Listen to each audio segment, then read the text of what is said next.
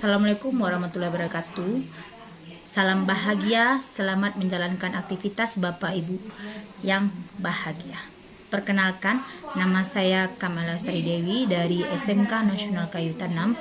SMK Nasional Kayu Tanam ini telah menerapkan kurikulum Merdeka, itu yang menerapkan Merdeka Mengajar dan Profil Pelajar Pancasila.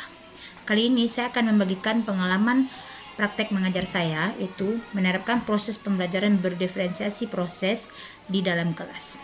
Tahukah Bapak Ibu guru semua, sukses dalam mengajar itu apakah memberikan reward atau memberikan lencana prestasi? Yuk ikuti saya mengenai pembelajaran berdiferensiasi proses di SMK Nasional Kayu Tanam pada kelas 11 akuntansi. Bapak guru hebat mungkin pernah memperhatikan peserta didiknya, baik di dalam kelas dan di luar kelas, yang kurang bersemangat dan tidak berkonsentrasi dan terlihat seperti lemas.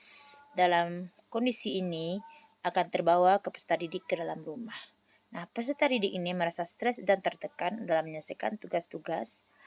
Dan melihat situasi ini, apakah Bapak Ibu berpikir bahwa setiap anak itu adalah pribadi yang unik dengan segala keberagaman mereka yang miliki? Setelah itu, guru dapat menentukan pembelajaran berdiferensiasi, baik itu mencakup konten, proses, produk, sehingga peserta didik dapat memenuhi kebutuhannya dan menghasilkan pembelajaran yang bermakna. Pada pembelajaran diferensiasi proses di SMK Nasional Kayu Tanam, itu guru dapat menggunakan kegiatan yang berjenjang, di mana semua siswa atau peserta didik mendapatkan kesempatan untuk memperoleh pemahaman yang bermakna dan keterampilan yang sama.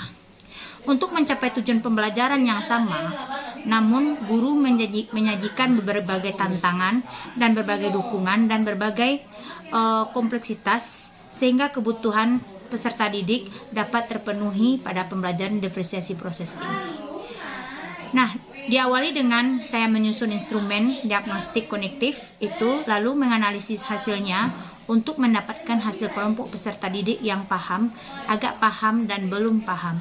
Setelah itu, saya menawarkan dan membuat kesepakatan kelas seperti kegiatan apa yang diinginkan oleh peserta didik di dalam kelas saya nantinya. Bapak guru hebat, agar suksesnya dalam mengajar, guru harus mengenali terlebih dahulu peserta didiknya melalui asesmen diagnostik, di mana saya melakukan asesmen diagnostik melalui kuisis dengan menggunakan HP. Asesmen kognitif ini maupun ada yang non-kognitif, ini akan dapat memetakan kelompok peserta didik berdasarkan kesiapan minat dan gaya belajarnya sesuai dengan kebutuhan peserta didik di dalam kelas. Setelah itu, guru dapat menentukan pembelajaran berdiferensiasi proses, baik mencakup diferensiasi konten, produk, maupun proses, sehingga memenuhi kebutuhan peserta didik dan menghasilkan pembelajaran yang bermakna di dalam kelas. Pada pembelajaran berdiferensiasi proses ini, guru juga dapat menggunakan kegiatan berjenjang, itu semua siswa mendapatkan kesempatan memperoleh pemahaman dan keterampilan yang sama untuk mencapai tujuan pembelajaran yang sama.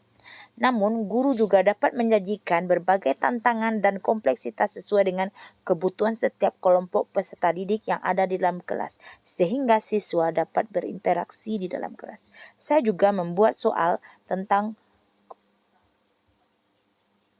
terakhir untuk mereka latihan. Dan saya juga melakukan proses pemberian nilai rubrik penilaian pada saat nanti di kelas. Nah, ini adalah saya juga membimbing peserta didik dalam kehidupan, mencontohkan kehidupan sehari-hari dan menjelaskan bagaimana cara kerja kelompok nantinya agar mereka dapat bekerja sesuai dengan instruksi yang saya berikan. Dan siswa juga dapat mempresentasikan hasil diskusinya di depan kelas dan menjelaskan ke teman-temannya agar apa hasil diskusi mereka yang didiskusikan pada saat kegiatan berkelompok tersebut. Mereka juga mempresentasikan ke depan teman-temannya sehingga teman-temannya mengerti dengan apa yang mereka jelaskan.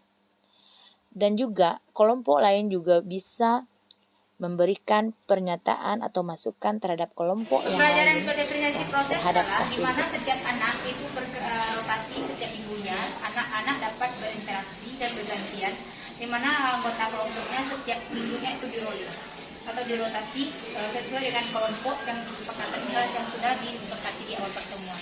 Nah, untuk pertemuan berikutnya, anak-anak ini akan mempresentasikan hasil diskusi kelompoknya. Sehingga dengan adanya pembelajaran depresiasi ini dapat melatih anak untuk bekerja sama berinovatif dan mengevaluasi setiap pembelajarannya.